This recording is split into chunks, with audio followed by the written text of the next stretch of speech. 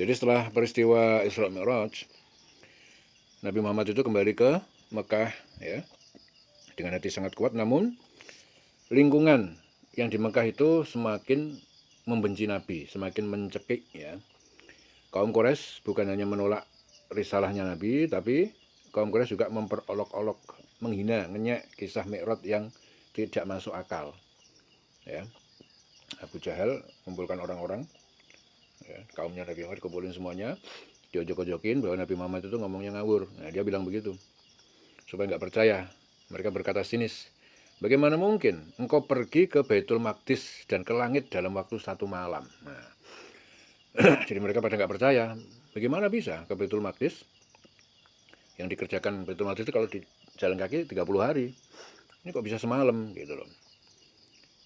Jadi sejak wafat Khadijah dan Abu Thalib tak ada lagi yang melindungi Nabi Muhammad ya. Manusia nggak ada yang melindungi Nabi Muhammad di sana. Jadi rumah beliau sering dilempari kotoran.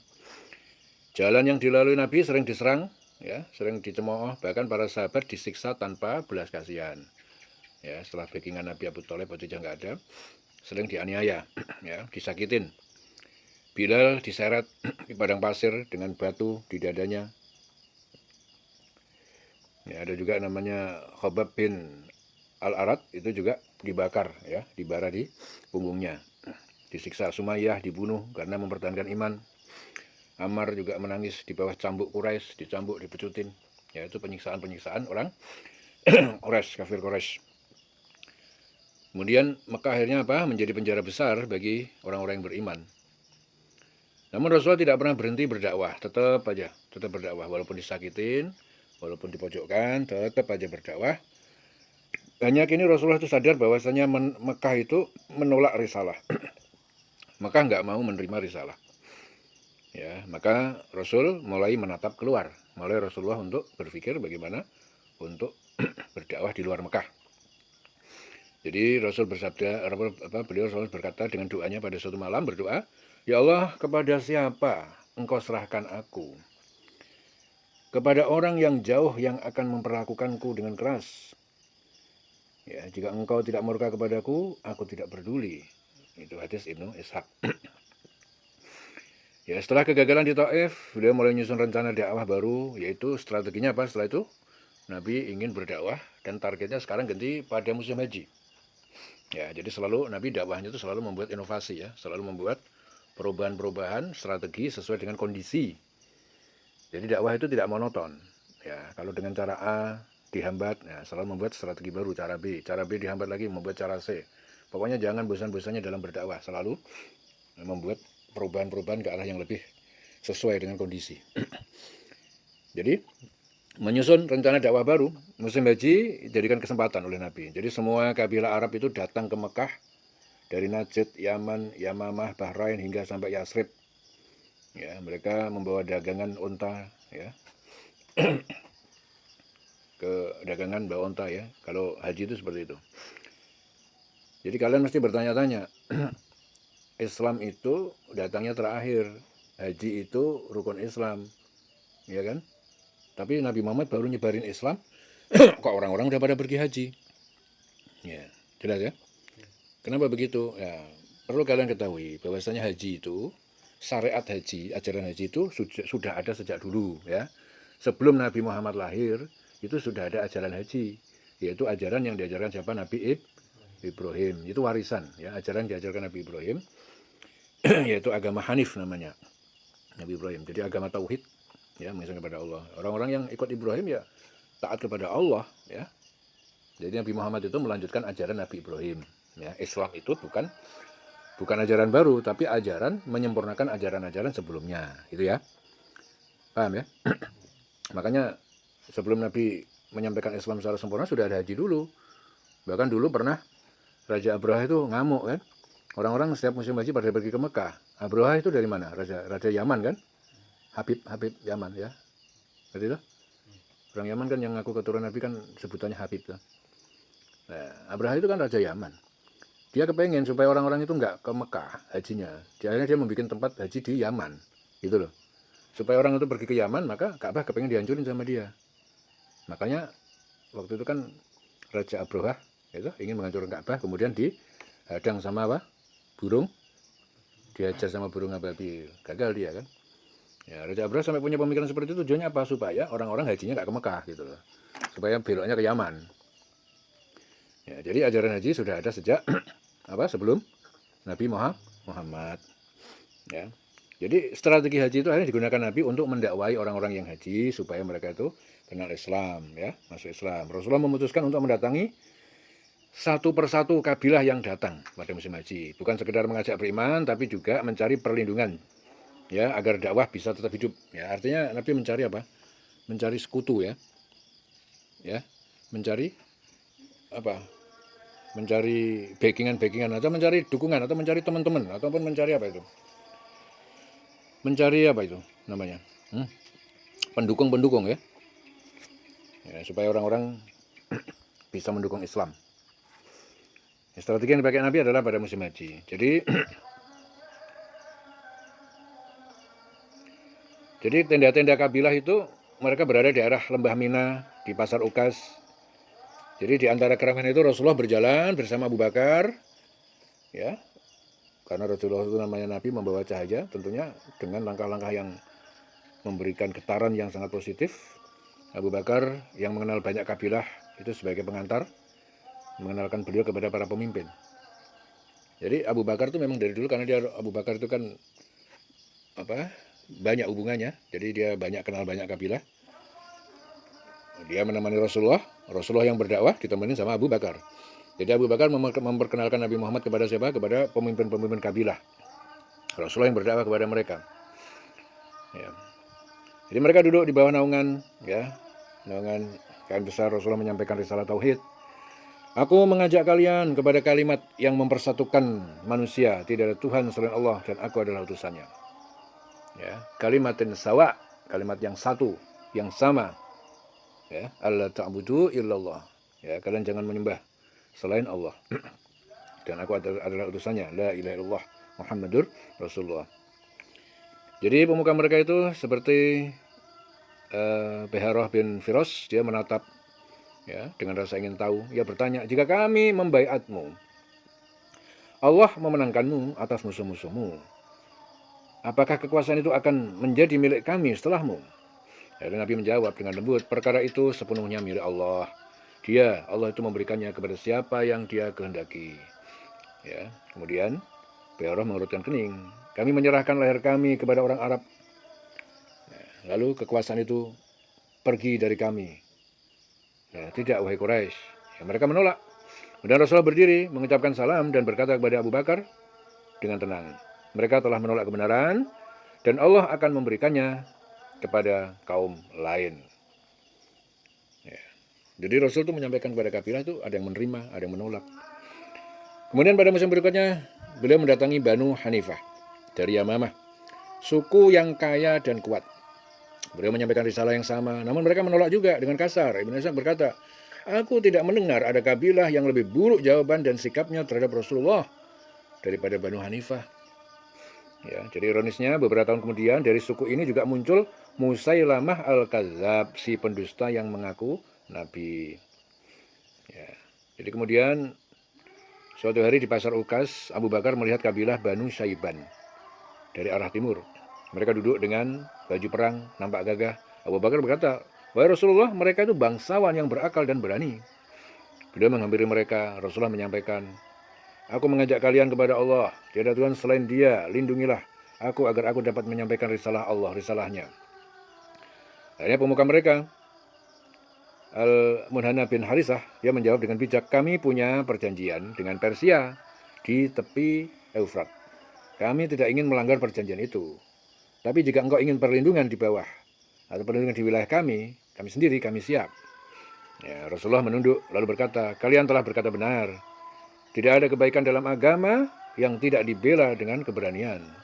Beliau pun mendoakan mereka sebelum berlalu. Ya, kemudian beliau mendatangi Banu Kindah, ya, tapi mereka menuntut jabatan sebelum mau beriman. Ada juga Banu Kaleb, Banu Gifar, Banu Aslam. Ya, jadi sebagian mereka itu menerima risalah tapi tidak mau melindungi. Ya, beberapa pemuda dari Najd dan Bahrain yang mendengarkan tentang takjub, mendengarkan dia, ya, tapi dia takut pada Quraisy. Jadi setiap penolakan ya yang didakwakan kepada mereka, Nabi juga menghadapinya dengan penuh kesabaran. Beliau tidak berdebat panjang, hanya mengucapkan salam dan berlalu dengan senyum. Ya begitu cara Nabi. Kalau Nabi menyampaikan kebenaran itu, yaitu seperti orang berdagang. Orang menawarkan dagangan tuh ada yang mau beli, ada yang nggak mau beli kan begitu kan? Jadi kalau Islam disampaikan, ada yang menerima dengan senyum baik, ada yang menolak, ada yang memaki-maki. Ya, setiap Nabi menghadapi mereka yang tidak menerima, menolak, memaki-maki, Nabi tetap melaluinya dengan sabar, senyuman, ya, tidak mau berdebat panjang, mengucapkan salam. Ya. Kadang Abu Lahab juga berteriak di belakangnya, ngikutin, berteriak dari belakang, jangan dengarkan, dia itu pembohong. Ya, terkadang Nabi dibuntutin sama Abu Lahab sambil berteriak, ya, dia pembohong, jangan diikutin, nah, gitu. Namun beliau tetap berjalan tanpa menoleh. Jadi Nabi diomelin begitu juga tetap berjalan. Ya. Kemudian tiap malam Nabi juga keluar ya seorang diri ke tepi Mina menatap tenda-tenda yang berjajar di kegelapan. Abu Bakar sering menyusul melihat beliau duduk lama dalam renungan. Wahai Rasulullah, tanya Abu Bakar pada suatu malam, apakah engkau yakin ada kaum yang akan menyambut seruan ini? Ya, dulu awal-awal dakwah Islam seperti itu. Nabi sendirian merenung, ya, hanya ingin berjuang menyampaikan kalimat la ilaha illallah. Datangnya Abu Bakar, wahai Rasul, apakah engkau yakin ya, ada kaum yang mau menyambut dakwah ini? Rasul menjawab dengan pelan, matanya menatap ke langit. Aku yakin, wahai Abu Bakar, aku yakin Allah tidak akan meninggalkan risalahnya. Akan datang kaum yang menolong agama ini sebagaimana air menolong tanaman saat kering. Nah, itu kata Nabi. Kemudian apa? Musim haji berikutnya tiba. Di antara kabilah-kabilah ada yang datang dari Yasrib. 6 orang dari Yasrib. Ya, suku Hazrat. Mereka duduk mendengarkan Rasulullah membacakan ayat-ayat Al-Quran tentang tauhid dan akhirat. Hati mereka bergetar. Ya, salah seorang itu berkata pada yang lain, demi Allah, inilah Nabi yang telah disebut oleh orang-orang Yahudi di Yasrib.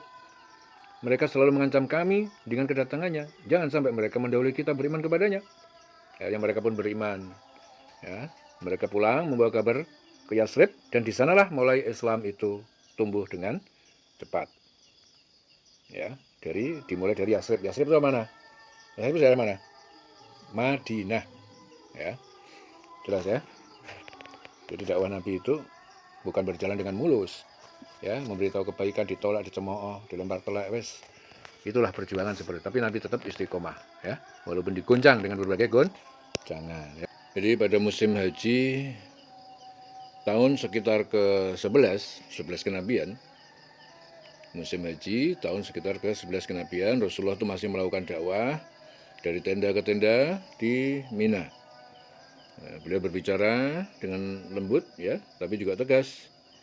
Ya, siapa di antara kalian yang mau melindungiku agar aku dapat menyampaikan kalimat Tuhanku? Ketika itu, 6 orang laki-laki dari suku Hazrat, ya, lewat. Jadi ada 6 orang dari laki-laki dari suku Hazrat lewat. Mereka berasal dari Yasrib, ya, sekitar 450 kilo dari utara Mekah.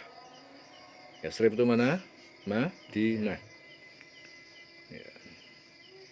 Jadi mereka itu As'ad bin Jurarah, Aud bin Al-Haris, Rafi' bin Malik, Utbah bin Amir, Uqbah bin Amir, Jabir bin Abdullah. Ya.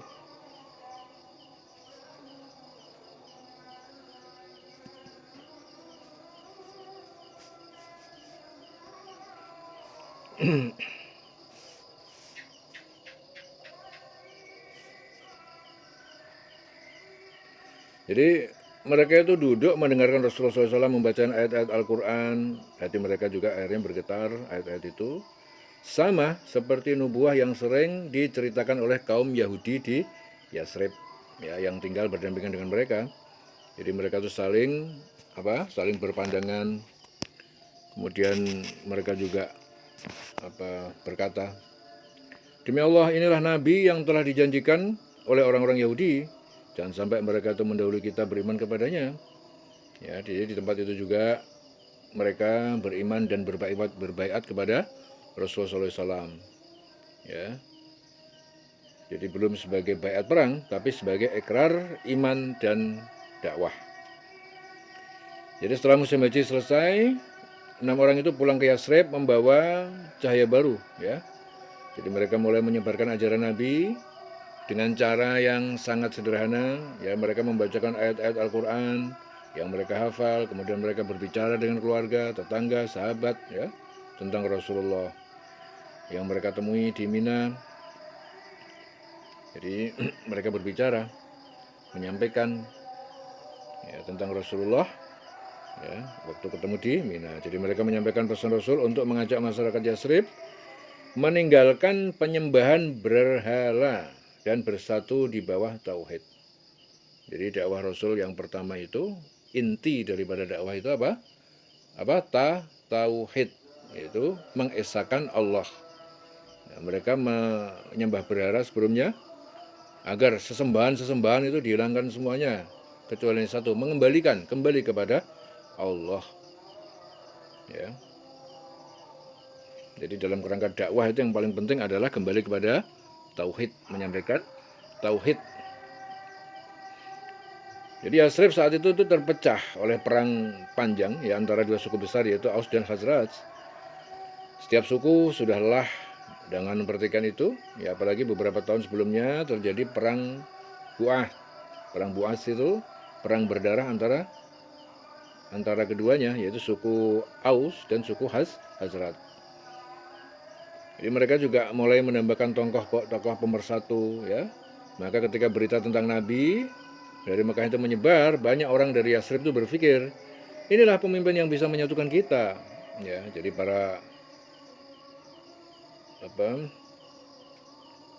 akhirnya As'ad bin Zurarah itu menjadi juru dakwah pertama di Yasrib.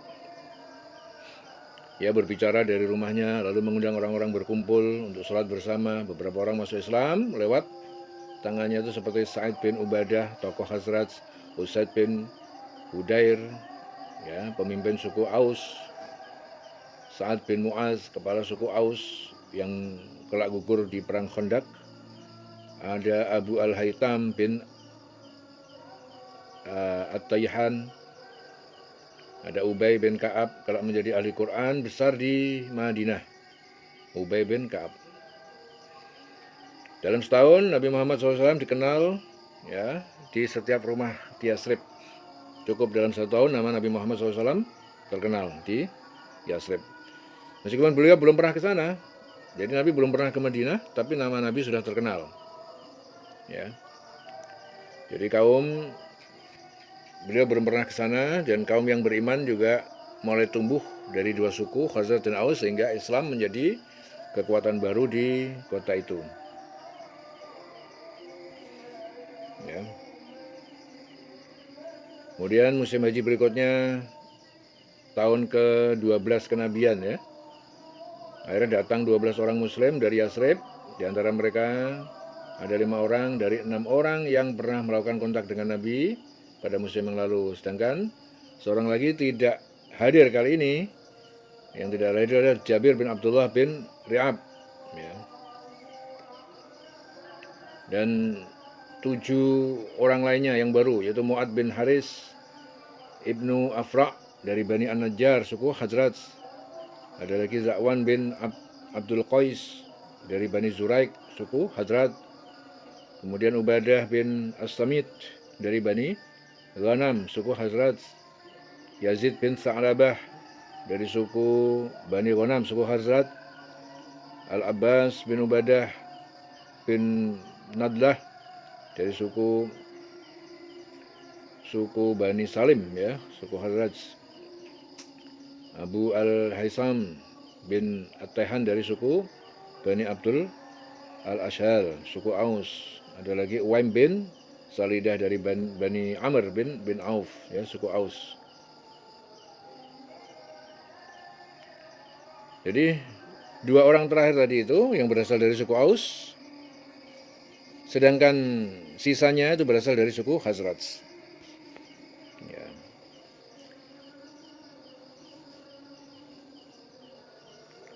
Jadi pada suatu malam Rasulullah itu datang bersama pamannya Abbas bin Abdul Muthalib. Abbas meski belum masuk Islam berbicara dulu kepada rombongan, "Wahai kaum Khazraj, kalian tahu kedudukan Muhammad di tengah kaumnya. Kami telah melindunginya. Jika kalian hendak membawanya dan menolongnya, maka hendaklah kalian berpegang teguh. Tapi jika kalian akan mengkhianatinya, maka tinggalkanlah dari sekarang. Ya, jadi pamannya walaupun dia itu belum masuk Islam, tapi sebenarnya mereka sudah memberikan dukungan kepada Nabi Muhammad. Abbas bin Abdul Muttalib. Ya. Akhirnya mereka menjawab, kami telah mendengarnya. Wahai Rasulullah, berbicara dan ambillah dari kami perjanjian sebagaimana engkau kehendaki. Jadi sebenarnya mereka yang datang itu sudah mendengar Nabi dan sudah mendukung sebelumnya, walaupun belum dijanji, ya, belum dijanji sama Nabi. Lalu Rasulullah berdiri di tengah mereka dan bersabda, berbaiatlah kepadaku, janganlah kalian menyekutukan Allah dengan suatu apapun. Jangan mencuri, jangan berzina, jangan membunuh anak-anak kalian, jangan berdusta dengan membuat fitnah atas nama, tangan dan kaki kalian, dan jangan durhaka kepadaku, dan hal yang ma'ruf. Itu hadis diriwayatkan Al-Bukhari, Muslim dari Ubadah bin As-Samit. Kemudian beliau bersabda lagi, barang siapa menepatinya, pahalanya di sisi Allah. Siapa yang melanggarnya, dia dihukum di dunia, maka hukumannya itu juga menjadi penebus. Dan siapa yang Allah tutupi, tidak dihukum di dunia, maka urusannya kembali kepada Allah. Jika dia berkehendak, dia mengampuni, dan dia berkehendak, dia menyiksa. Ya, urusannya kepada Allah. Jadi mereka pun mengeluarkan tangan satu persatu, meletakkan di tangan Rasulullah, menandakan sumpah setia. Ya, jadi setelah baiat itu selesai, Rasulullah bersabda, ya, berangkatlah kalian di jalan Allah. Siapa yang meninggal dalam keadaan beriman dan menempati baiatnya, maka baginya adalah surga. Hanya rombongan 12 orang itu memohon agar ada guru yang diutus ke Yasrib.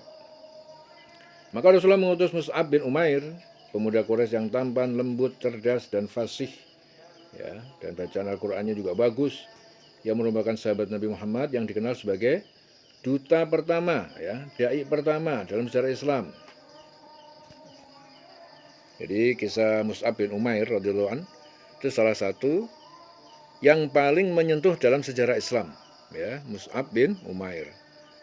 Jadi dia itu adalah contoh sempurna dari pemuda yang berharta, yang meninggalkan segalanya demi Allah dan Rasulnya, ya.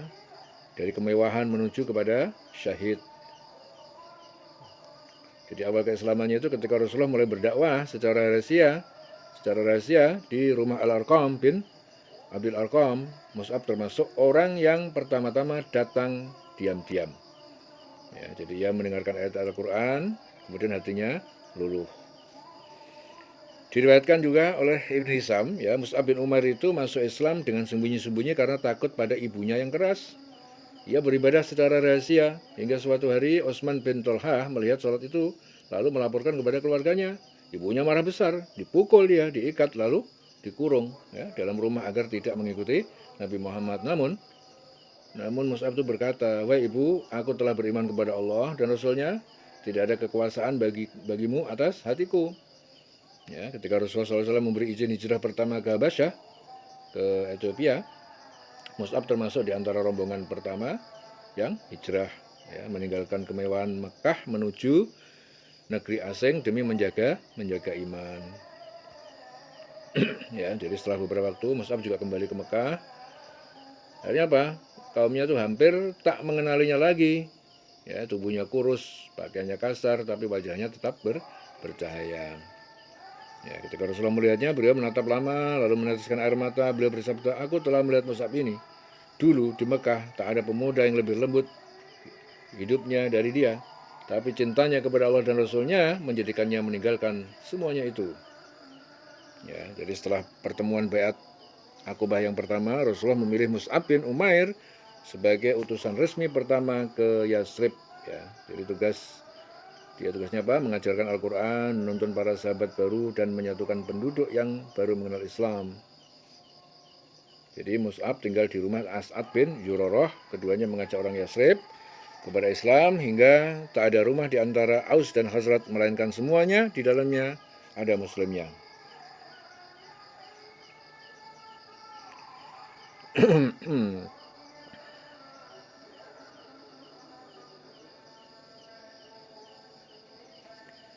Jadi kalau ketika Usaid bin Hudair dan Sa'ad bin Mu'ad, ya, dua pemimpin besar suku Aus, ya, jadi awalnya mereka itu marah ya karena dakwah Mus'ab itu dianggap memecah belah suku. Tapi setelah Baiat Aqobah pertama tahun ke-11 kenabian, Rasulullah itu mengutus Mus'ab bin Umair, ya, sebagai guru, mualim pertama di Yasrib. Jadi Rasul bersabda, pergilah bersama mereka dan ajarkan pada mereka Al-Quran serta ajak mereka kepada agama Allah. Semoga Allah memberi manfaat melalui diri kamu. Ya, dan Mus'ab ditemani Asad bin Zurarah, salah satu dari 6 orang pertama Yasrib yang beriman. Jadi keduanya itu tinggal di rumah Asad bin Bani Ghanam bin Malik, ya, dan menjadikan rumah itu pusat dakwah Islam pertama di Madinah. Jadi setiap hari Mus'ab mendatangi rumah-rumah penduduk, membacakan ayat Al-Quran, mengajarkan sholat, menjawab pertanyaan mereka dengan lemah lembut. Ya, ia dikenal tidak pernah membalas kerasnya kata dengan amarah, hanya dengan senyum dan doa. Ya, menghadapi orang-orang yang macam-macam, ada yang keras, ada yang kaku.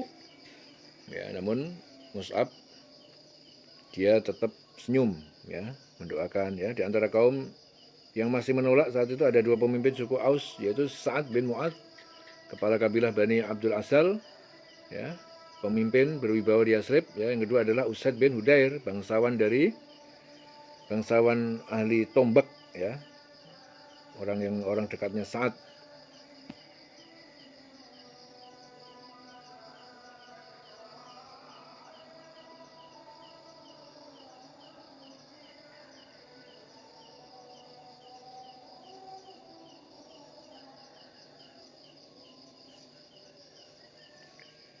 Jadi keduanya itu mendengar bahwa As'ad bin Zurarah, sepupu Sa'ad, itu sering mengundang orang-orang yang mendengarkan seorang Quraisy bernama Mus'ab. Sa'ad marah dan berkata kepada Usaid, pergilah Usaid, usir kedua orang itu dari perkampungan kita. Ya, jadi biasa itu kalau ada orang berdakwah, pendatang baru, ya, kok kelihatan berbeda dengan mereka yang lama, pasti ada orang-orang yang ingin mengusir. Ya, pasti ada orang tidak suka, itu sudah terjadi sejak zaman Nabi. Sampai sekarang ini kondisi seperti itu. Ya, dan berangkat Usaid dengan tombak di tangannya, ia mendatangi Mus'ab dan Asad yang sedang duduk di bawah pohon kurma bersama beberapa penduduk yang baru belajar Islam. Usaid berdiri di depan mereka dan berkata dengan keras, apa yang membawa kalian ke kampung kami? Apakah kalian ingin menipu kaum kami? Ya, pergi dari sini. Kalau masih ingin hidup, ya ancamannya seperti itu. Mengajarkan kebaikan selalu diancam dengan permusuhan, mau dibunuh, disakitin, dan sebagainya. Asad memandang Mus'ab seolah minta izin untuk menjawab, tapi Mus'ab mengangkat tangannya pelan, ya, tanda menenangkan. Ya, Mus'ab berkata dengan suara yang lembut, dengan tenang, wahai Usaid, maukah engkau duduk sejenak dan mendengarkan?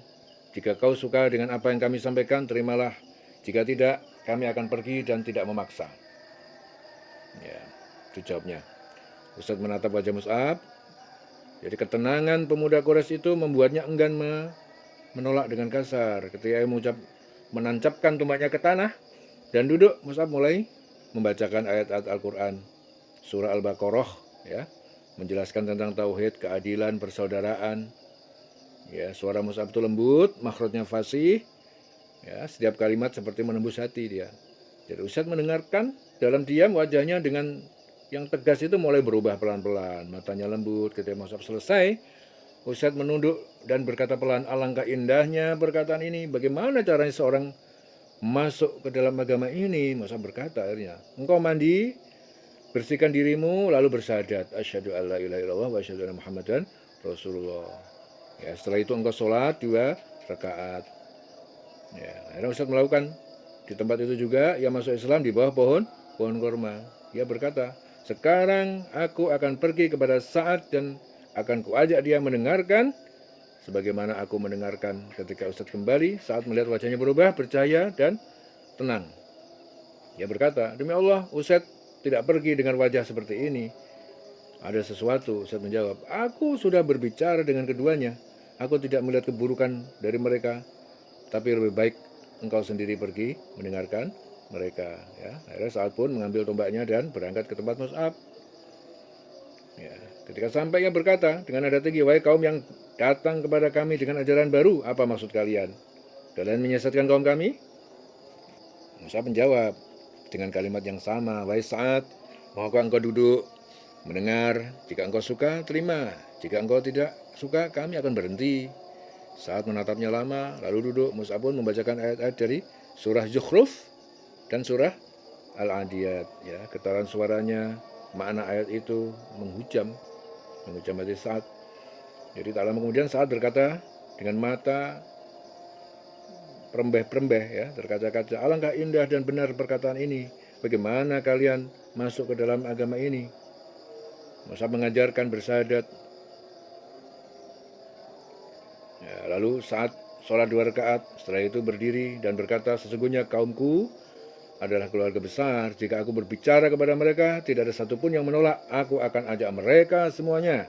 Saat kembali ke perkampungannya, kaum Bani Abdul Asal berkumpul menunggu. Ia berkata kepada mereka, "Wahai Bani Abdul Asal, bagaimana pendapat kalian tentang diriku di antara kalian?" Mereka menjawab, "Engkau adalah pemimpin kami yang paling bijak dan terpercaya." Dan saat berkata, "Kalimatku dan kalian haram bergaul denganku sampai kalian beriman kepada Allah dan Rasul-Nya."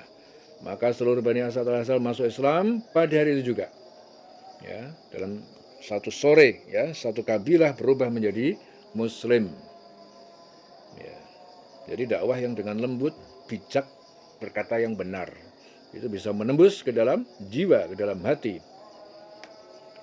Jadi dakwah itu nggak perlu kaku-kaku, ya, nggak perlu keras, lembut, bijak, ya. Tidak ada hari di Yasrib yang lebih mulia daripada hari masuk Islamnya Sa'ad bin Mu'ad dan kaumnya. Itu kata Ibnu Hisam. Islam pun mulai tampak terang di seluruh Yasrib. Ya. Dalam waktu kurang 1 tahun, Islam tersebar di seluruh Madinah. Jadi ia membimbing mereka sholat berjamaah, mengajarkan Al-Quran, menegakkan sholat Jumat pertama di Yasrib, yaitu di rumah Bani Bayadah. Jadi penduduk mulai memanggilnya Al-Muqri, ya, pengajar Quran, ya, guru yang pertama. Dan Rasulullah juga di Mekah sangat gembira mendengar kabar itu. Beliau bersabda, "Madinah telah berjaya, Allah telah menjadikan untukku saudara-saudara dan rumah." Ya. Jadi setahun kemudian Mus'ab kembali ke Mekah, ya, untuk melaporkan hasil dakwahnya kepada Rasul. Beliau sangat gembira. Melalui Mus'ab datanglah 73 laki-laki dan 2 perempuan dari Yasrib untuk berbaiat Aqobah. Ya, keduanya berjanji melindungi Nabi. Dengan begitu Mus'ab bukan hanya dai pertama, tapi juga arsitek pertama masyarakat Islam Madinah. Ya, ketika hijrah terjadi, Mus'ab ikut bergabung dengan kaum Muhajirin di Madinah. Ia ikut dalam perang Badar, membawa panji Rasulullah. Bendera panji itu dipegangnya dengan kokoh hingga kemenangan diraih. Kemudian riwayat menyebut bahwa Rasulullah itu menugaskan pula menjadi muadzin, qori bagi kaum muslimin di Madinah. Jadi tahun ketiga hijrah, ya, pecah waktu perang Uhud, Rasulullah menyerahkan bendera kaum Muhajirin pada Mus'ab bin Umair. Jadi ketika pasukan muslim itu porak-poranda karena serangan balik Quraisy, Mus'ab tetap bertahan di garis depan. Mus'ab bin Umair mengangkat tinggi bendera Islam saat perang Uhud, menunjukkan keberanian yang luar biasa dalam mempertahankan panji-panji Rasulullah. Yang melakukan ini semua, ya, sebagian besar pasukan muslim mundur setelah terdesak, ya. Mus'ab berupaya mengelabui musuh waktu itu dan terus mengibarkan bendera, membuat mereka mengira ia adalah Rasulullah. Ya, terus mengibarkan bendera, bahwa ketika kedua tangannya ditebas oleh musuh, ia terus memegangnya menggunakan sikut, ya, hingga ia gugur. Ya.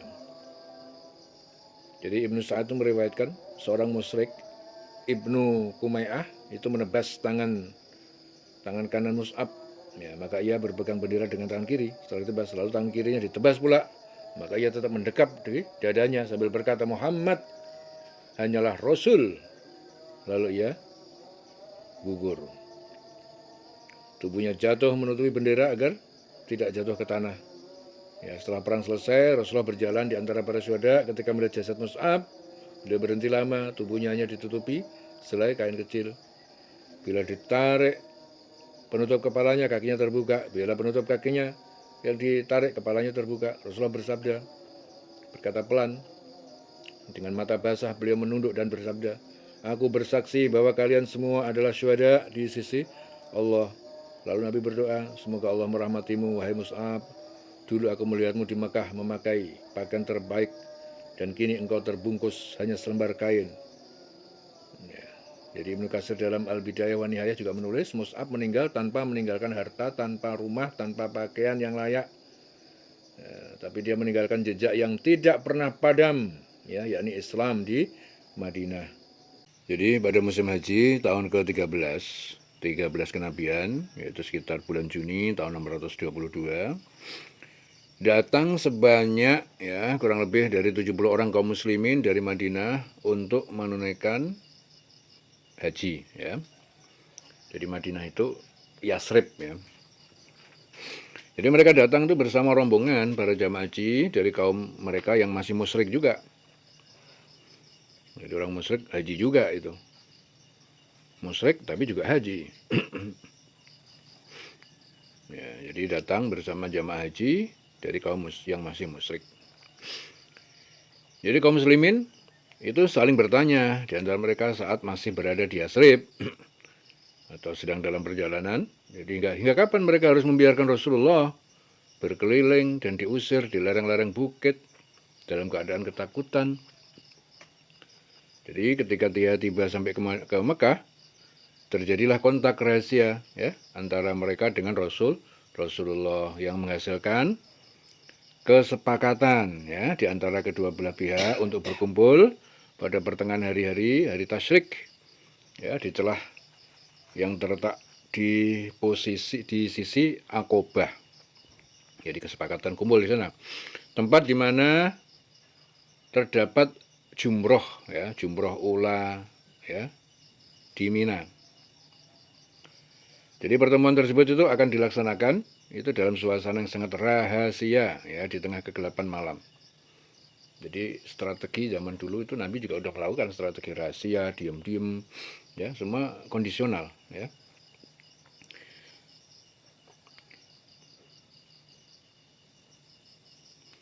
Ya, marilah kita biarkan salah seorang pemimpin kaum Ansor menceritakan sendiri ya secara spesifik. Jadi pertemuan historis yang merubah ya rotasi hari-hari kepada perseteruan antara orang Islam ya. Jadi Ka'ab bin Malik Al-Ansori ya, dia bilang, kami berangkat untuk melaksanakan manasik haji dan sebelumnya telah berjanji untuk bertemu dengan Rasulullah di Aqobah pada pertengahan hari-hari tasyrik. Kami dijanjikan bertemu pada malam harinya, sementara itu hadir bersama kami Abdullah bin Amr bin Haram, ya, seorang pemimpin dan orang terpandang dari kalangan kami.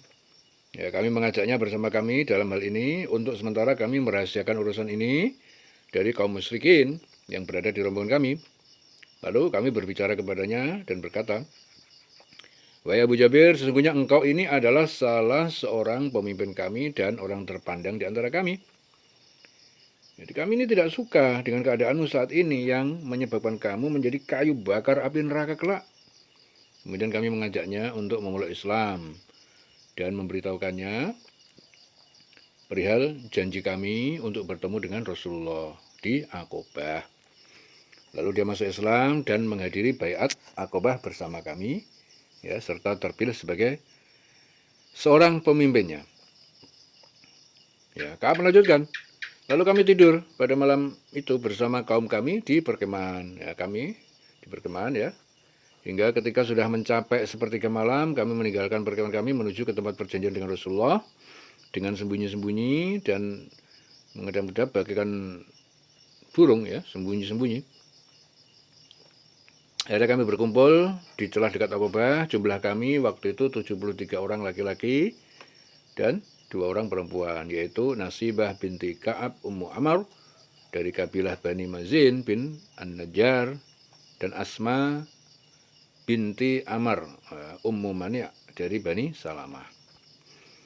Kami berkumpul di telah menunggu kedatangan Rasulullah hingga akhirnya beliau datang bersama pamannya. Ya, Rasul datang bersama pamannya Abbas bin Abdul Muthalib yang ketika itu masih memeluk agama kaumnya juga, akan tetapi ingin menghadiri urusan keponakannya. Jadi Abbas itu bin Abdul Muthalib itu belum Islam, tapi dia tetap menolong Nabi menghadiri urusan untuk meyakinkan kondisinya. Ya, dalam pertemuan itu, ya, dialah orang pertama yang berbicara. Ya, setelah peserta pertemuan itu lengkap, dimulai dialog. Ya, untuk mengesahkan perjanjian persekutuan. Ya, orang pertama yang berbicara adalah Abbas bin Abdul Muthalib. Ya, jadi walaupun dia belum Islam tadi, dia berjasa, ya, membantu perjuangan Nabi. Paman Rasul, ya, dia bicara untuk menjelaskan kepada mereka secara gamblang akan dampak serius yang akan mereka pikul di pundak mereka sebagai buah dari persekutuan tersebut. Ya, jadi dampaknya besar. Jadi dia berkata, wahai kaum Hazraj, orang-orang Arab menamakan kaum Ansor itu sebagai Hazraj, baik dari kalangan Hazraj maupun dari kalangan Aus. Sesungguhnya Muhammad bagian dari kami, sebagaimana yang kalian ketahui. Sungguh kami ini telah melindunginya dari ancaman kaum kami yang satu pandangan dengan kami. Dia sangat terhormat di tengah kaumnya dan terlindungi di negerinya. Akan tetapi dia lebih memilih untuk bergabung dengan kalian dan pindah ke negeri kalian. Jika kalian yakin bahwa kalian dapat memenuhi apa yang kalian tawarkan kepadanya dan dapat melindunginya dari orang yang menentangnya, maka itu adalah hak kalian. Berikut resiko yang harus ditanggung. Namun jika kalian itu justru akan menyerahkan dirinya dan menghinakannya setelah kalian membawanya serta ke negeri kalian, maka dari sekarang tinggalkanlah dia, karena sesungguhnya dia dalam keadaan terhormat di tengah kaumnya dan terlindungi di dalam negerinya. Akhirnya Ka'ab berkata, lalu kami berkata kepadanya, kami telah mendengar apa yang telah engkau utarakan. Maka berbicara, wahai Rasulullah, ambillah sumpah setia dari kami untuk dirimu dan Rabbmu sesukamu. Ya, pasrah, ya. Jawaban ini menunjukkan sikap tegas mereka, ya, kaum Ansar yang telah memiliki tekad bulat, keberanian, iman, keikhlasan di dalam mengemban tanggung jawab yang besar. Ya, sekaligus dampak-dampaknya yang serius. Jadi setelah itu Rasulullah memberikan penjelasan, kemudian selesai pembayatan. Ya. Jadi Imam Ahmad itu telah meriwayatkan dari Jabir tentang poin-poin bayat itu secara rinci. Kemudian Jabir berkata, kami berkata kepada Rasulullah, wahai Rasulullah, untuk hal apa kami membayatmu? Beliau bersabda, satu, untuk mendengarkan dan taat, loyal, baik dalam kondisi semangat maupun malas. Dua, untuk berinfak di dalam masa sulit maupun mudah. Tiga, untuk berbuat amar ma'ruf, nahi mungkar. Empat, untuk senantiasa tegak di jalan Allah tanpa memedulikan celaan orang selama dilakukan di jalan Allah. Nah, lima, untuk membelaku manakala aku datang pada kalian dan melindungiku sebagaimana kalian melindungi diri kalian sendiri, istri-istri dan anak kalian. Ya, jika hal itu kalian lakukan, maka surgalah sebagai imbalan bagi kalian. Ya, jadi dalam riwayat Ka'ab yang diriwayatkan oleh Ibnu Ishaq, hanya poin terakhir di atas saja yang ada. Ya, di sana disebutkan.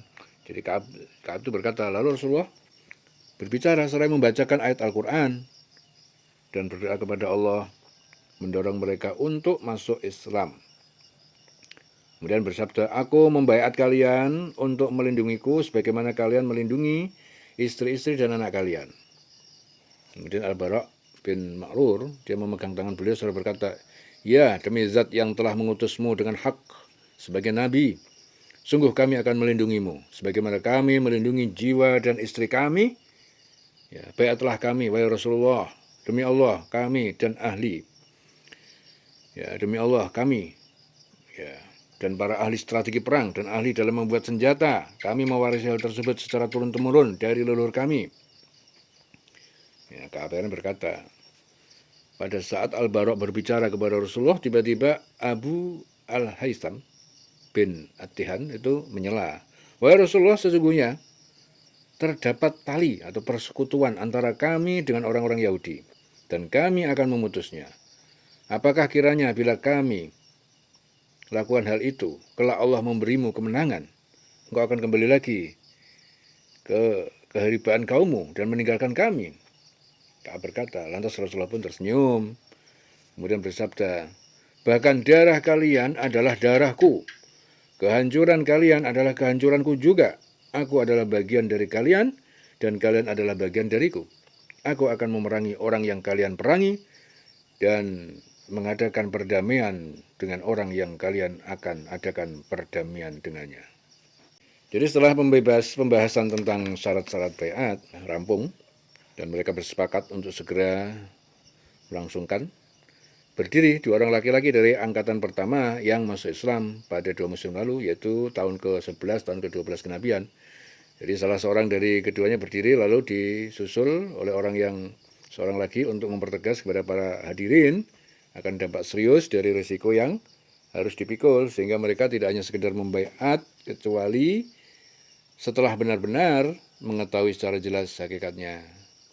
Ya, jadi keduanya itu ingin mengetahui, memastikan seberapa jauh kesiapan ya para hadirin untuk berkorban itu.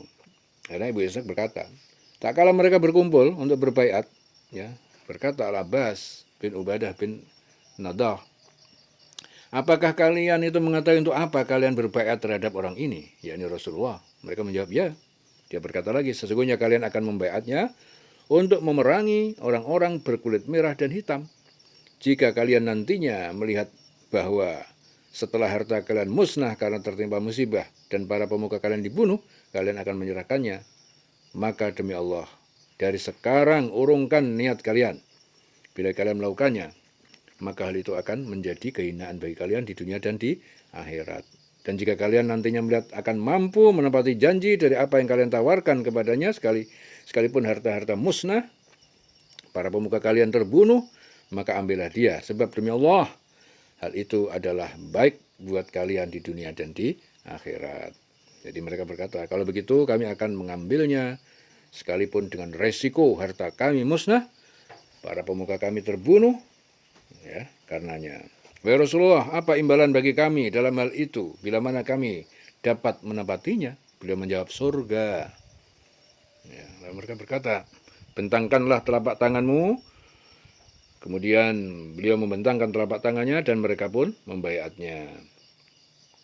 Ya, dalam riwayat Jabir, dia berkata, maka kami berdiri untuk membaiatnya. Lalu Asad bin Zurarah yang merupakan orang paling muda dari 70 orang yang hadir tersebut, ya, memegang tangan beliau, seraya berkata, jangan terburu-buru wahai penduduk Yasrib, sesungguhnya kita tidak datang kepadanya kecuali karena kita mengetahui betul bahwa dia adalah utusan Allah.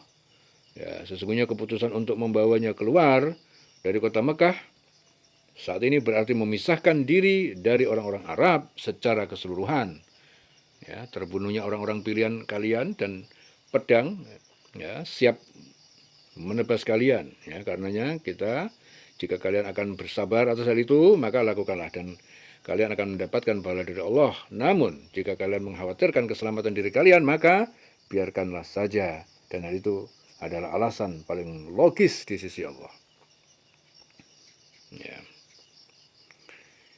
Jadi setelah penetapan poin-poin baiat dan setelah adanya penegasan dan kepastian, maka dimulailah akad baiat dengan cara saling bersalam-salaman.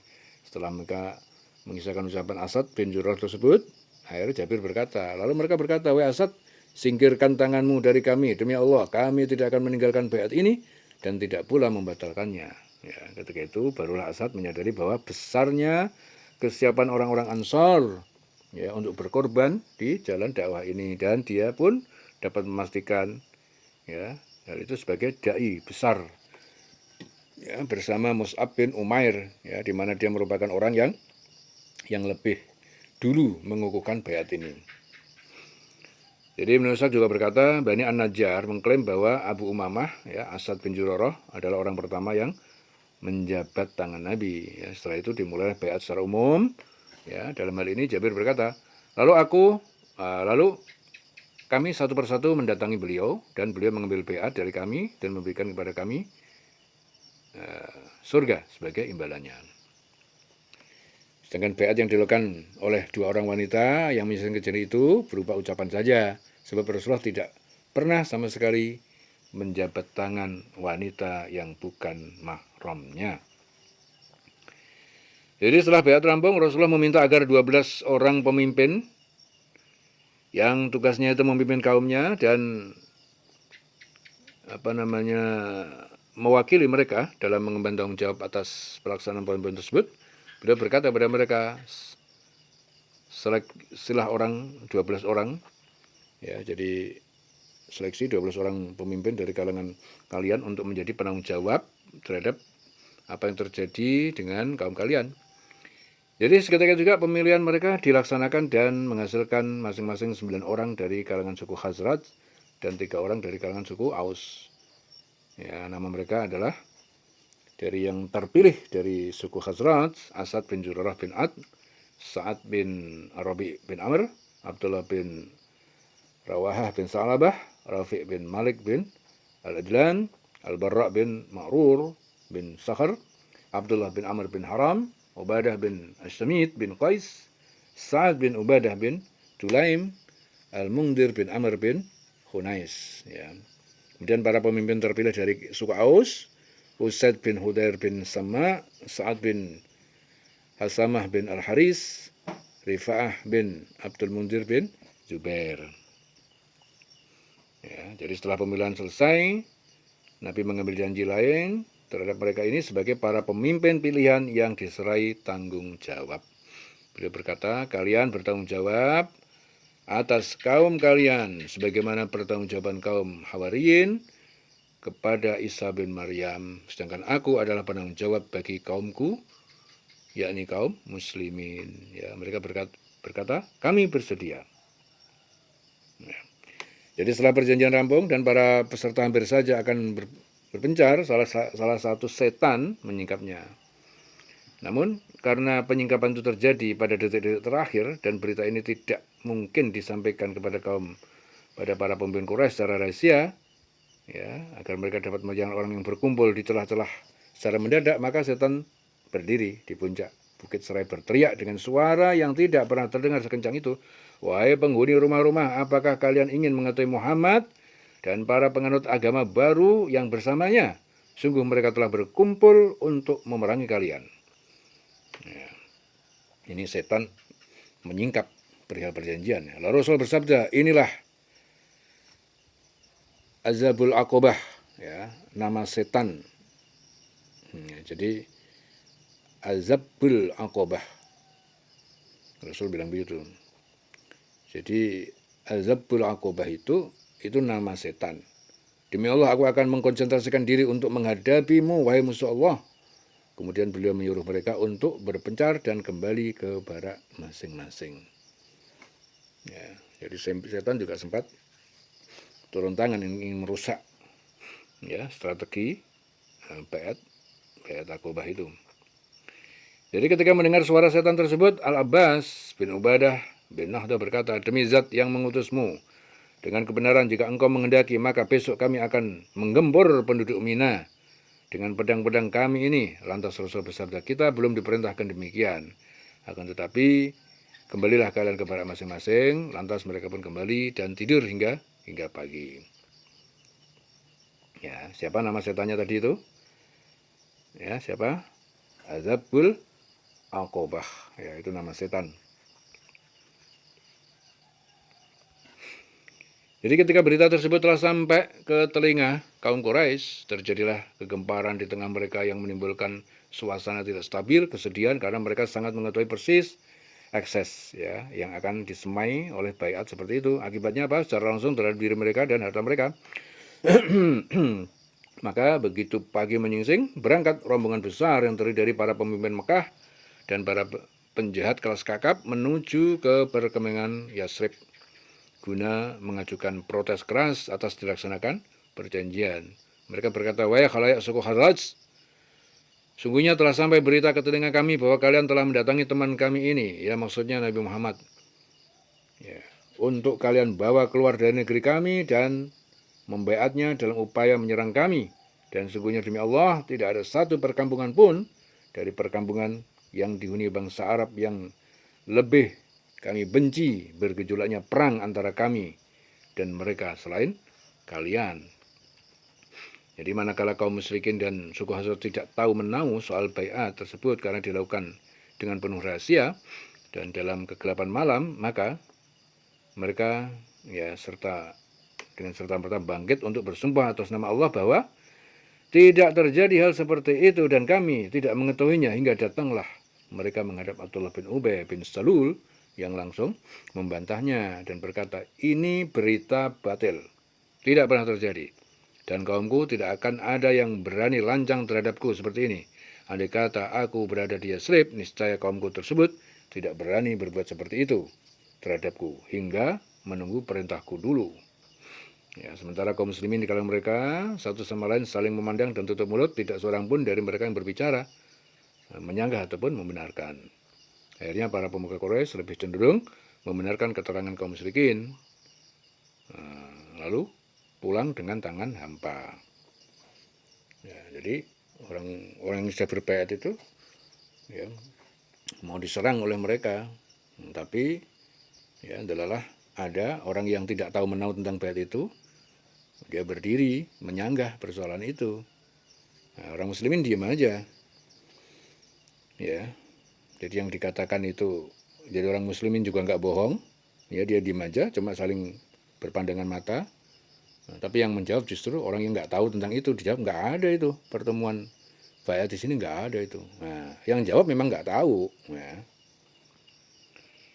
Jadi para pemimpin Mekah pun pulang dan dalam kondisi hampir yakin terhadap kebohongan berita tersebut. Jadi akan tapi mereka masih melacak terus informasi, ya, mengkaji secara seksama hingga akhirnya mereka yakin bahwa sebenarnya berita itu benar adanya dan pembaiatan adalah benar-benar terjadi.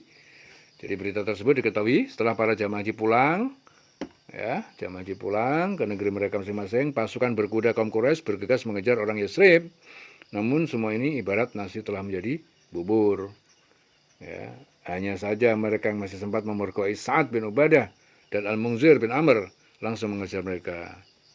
Jadi terhadap Al-Munzir mereka tidak dapat berbuat banyak, sedangkan terhadap Sa'ad mereka berhasil menangkapnya, kemudian kedua tangan diikat ke lehernya dengan tali tunggangannya. Lalu mereka memukul, menyeret, mencambuk rambutnya hingga memasuki kota Mekah. Ya, tak berapa lama datang akhirnya Mut'im bin Adi dan Haris bin Harab bin Umayyah, kemudian membebaskannya dari tangan mereka. Ya, jadi hal ini dapat terjadi karena Sa'ad pernah memberikan perlindungan kepada kafilah kedua orang tersebut tak kalah lewat di Madinah. Jadi merasa kehilangan jejak Sa'ad, kaum Ansor berunding untuk kembali menjemputnya, namun tiba-tiba ia sudah muncul di hadapan mereka sehingga akhirnya mereka meneruskan perjalanan sampai ke Madinah. Ya.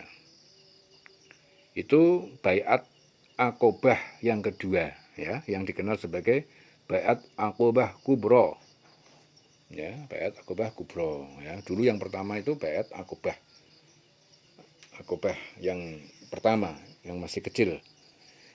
Sekarang baiat yang besar, Kubro, yang berlangsung dalam suasana diliputi rasa cinta, loyalitas, solidaritas antar sesama kaum mukminin yang terpencar-pencar, saling percaya, keberanian, kepahlawanannya.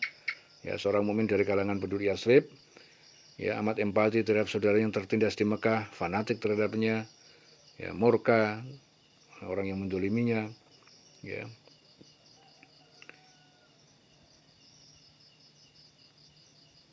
Jadi perasaan dan emosi seperti itu bukan muncul hanya sesaat, sewaktu-waktu saja, yang sewaktu saya bisa redup, akan tapi itu bersumber dari keimanan kepada Allah, ya, dan Rasul. Jadi keimanan yang tidak akan luntur di hadapan kekuatan-kekuatan orang zalim, ya, dan musuh, ya, manapun, keimanan yang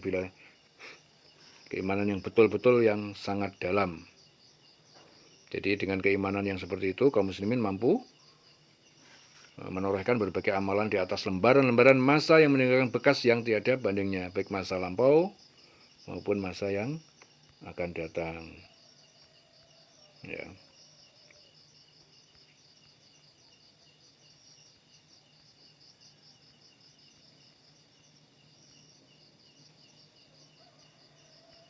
Ya, jelas ya.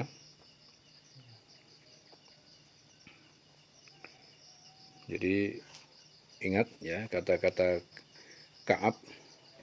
Setelah Ka'ab itu berkata itu, Rasulullah pun tersenyum, ya, yang menyangkut masalah loyalitas. Ya, Rasulullah bersabda apa? Darah kalian adalah darahku, kehancuran kalian adalah kehancuranku juga. Aku adalah bagian dari kalian, dan kalian adalah bagian dariku. Aku akan memerangi orang yang kalian perangi, dan akan mengadakan perdamaian dengan orang yang kalian adakan perdamaian dengannya. Ya, kata-kata ini seringkali diucapkan oleh Imam Khomeini juga, ya, waktu diserang, ya, waktu dia diserang oleh Israel. Imam Khomeini memberikan motivasi. Apa yang disampaikan Khomeini? Ya ini tadi kalimat Rasul, yang dikatakan Rasul. Itu juga pernah dipakai Imam Khomeini dalam menyemangati orang-orang Iran, ya, dalam melawan Israel. Ya, bahkan darah kalian adalah darahku, kehancuran kalian adalah kehancuranku juga. Aku adalah bagian dari kalian, dan kalian adalah bagian dariku. Aku akan memerangi orang yang kalian perangi, dan mengadakan perdamaian dengan orang yang kalian adakan perdamaian dengannya. Ya, dan lain-lain.